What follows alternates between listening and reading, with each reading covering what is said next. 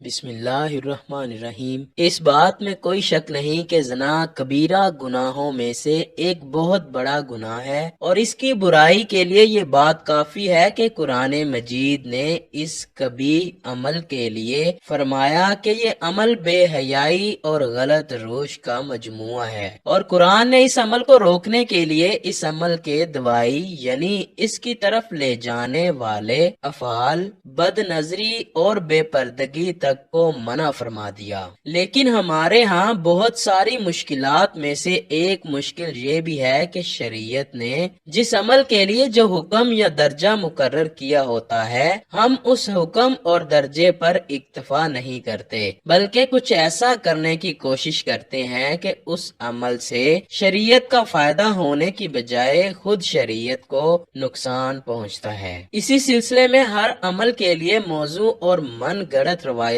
کا سہارا لے کر اس کو عام کیا جاتا ہے۔ یہی سلسلہ زنا کے متعلق روایات کو پوسٹوں کے ذریعے عام کر کے کیا جا رہا ہے۔ جیسا کہ پہلے کہا جا چکا ہے کہ زنا کی شناخت اور خباثت کے بیان کے لیے قرآن مجید کی آیات کریمہ اور بے شمار صحیح احادیث موجود ہیں، لیکن پھر بھی ہمارے ہاں اس بات کو بطور حدیث پیش کیا جاتا ہے زنا ایک قرض ہے، اگر باپ لے گا تو بیٹی کو ادا کرنا پڑے گا۔ یہ بات سند کے لحاظ سے بھی درست نہیں اور نہ ہی عقلاً اور نقلاً اس کا کوئی ثبوت ہے۔ اس موضوع کے بارے میں جو روایت ثابت ہے اس کے الفاظ کچھ یوں ہیں کہ تم پاک دامن رہو، تمہاری عورتیں بھی پاک دامن رہیں گی۔ لیکن یہ روایت بالکل غلط ہے کہ اگر کوئی بندہ زنا کا عادی بنتا ہے تو اس کی سزا کے طور پر اس کے گھر والوں کو اس عمل میں مبتلا کر دیا جاتا ہے۔ اللہ رب العزت کسی ایک شخص کے گناہوں کی سزا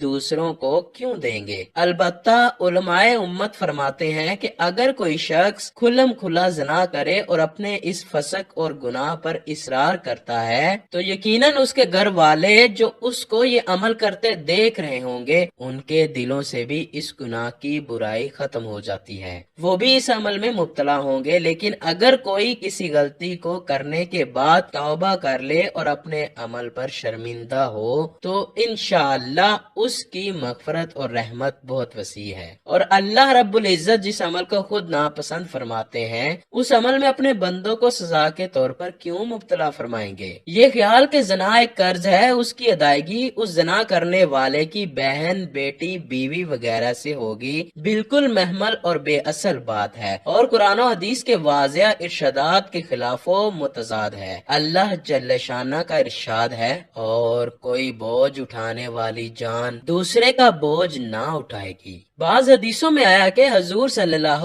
علیہ وآلہ وسلم نے ایک سائل کے دل و دماغ میں زنا سے نفرت پیدا کرنے کے لیے حکیمانہ اور پر اسلوب میں کچھ سوالات کیے۔ حدیث کچھ یوں ہے: ایک جوان حاضر خدمت ہوا اور آ کر بے دھڑک عرض کی، یا رسول اللہ، میرے لیے زنا حلال کر دیجئے۔ نبی سے براہ راست یہ درخواست کس حد تک پہنچتی ہے، صحابہ اکرام نے اس کو قتل کرنا چاہا۔ حضور اقدس صلی اللہ علیہ وآلہ وسلم نے منع فرمایا اور اسے قریب بلایا، یہاں تک کہ اس کے زانوئے اقدس سے مل گئے۔ پھر فرمایا، کیا تو پسند کرتا ہے کہ کوئی شخص تیری ماں سے زنا کرے؟ عرض کی، نہ۔ فرمایا، تیری بہن سے؟ عرض کی، نہیں۔ فرمایا، تیری بیٹی سے؟ عرض کی، نہیں۔ فرمایا، تیری پھوپھی سے؟ عرض کی، بالکل نہیں۔ فرمایا، تیری خالہ سے؟ عرض کی، نہ۔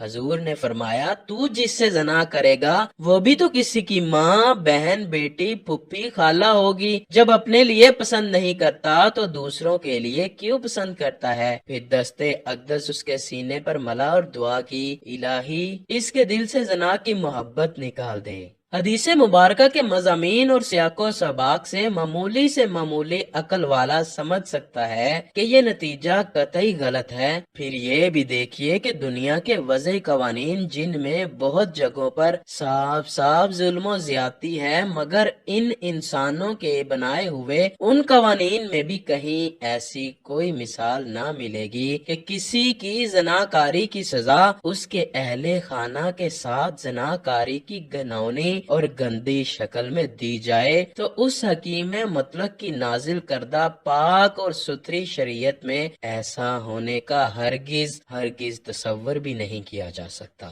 دوستو، آخر میں آپ کو بتاتے چلیں کہ یہ حدیث نہیں بلکہ حضرت امام شافعی رحمت اللہ علیہ کا ایک شعر ہے۔ یہ مقولہ امام شافعی کا ہے جو ان کے دیوان الشافعی صفحہ نمبر 83 میں موجود ہے، جس کے الفاظ کچھ یوں ہیں: پاک دامن رہو، تمہاری عورتیں پاک دامن رہیں گی، جو باتیں مسلمان کو زیب نہیں دیتی ان سے کنارہ کش رہو، بلا شبہ زنا ایک قرض ہے، اگر تم اس قرض میں مبتلا ہوئے تو یاد رکھو اس قرض کی ادائیگی بھی تمہارے گھر ہی سے ہوگی۔ حضرت امام شافعی رحمت اللہ علیہ کا یہ قول سمجھانے کی غرض سے تھا، جیسے ہم کہتے ہیں جیسا کرو گے ویسا بھرو گے۔ غالباً اسی مضمون کا احساس دلاتے ہوئے بعض اشعار میں زنا سے روکنے کی نصیحت اس انداز پر کی گئی ہے کہ شاعر نے زنا کو قرض قرار دیا ہے تاکہ زنا کی طرف متوجہ ہونے والا اپنی عورتوں کی پاک دامنی کا